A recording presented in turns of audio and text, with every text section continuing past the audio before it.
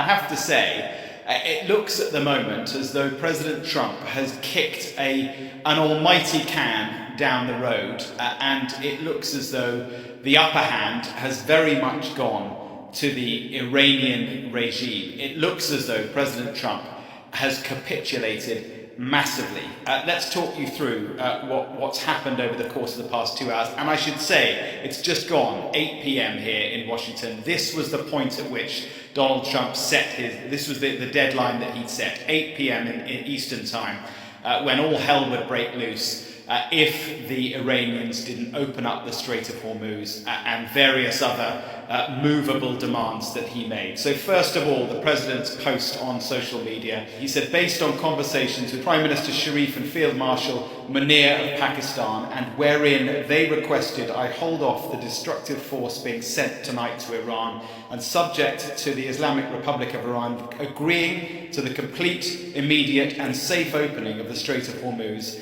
I agree to suspend the bombing and attack of Iran for a period of 2 weeks.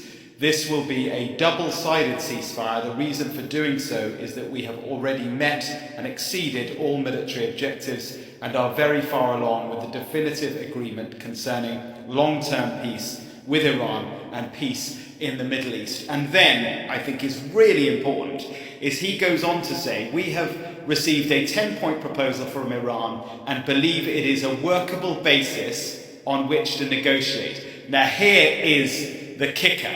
That 10-point proposal from Iran has been outlined in a statement I'll give you in a minute by the Iranian National Security Council.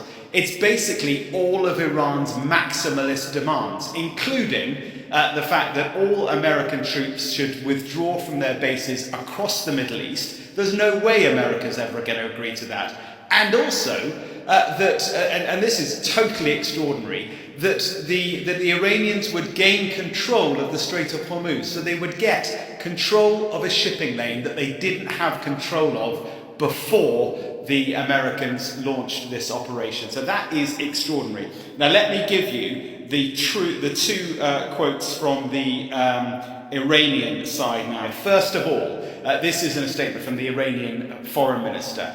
If attacks against Iran are halted, he says, our powerful armed forces will cease their defensive operations for a period of 2 weeks. Safe passage through the Strait of Hormuz will be possible via coordination with Iran's armed forces and with due consideration of technical limitations. Not quite sure what that last bit means, but for the sake of the oil market, that statement there is good news. The Strait of Hormuz will open for a period of 2 weeks. That's good news. Then take a look at the small print, if you like, which is from Iran's Supreme National Security Council.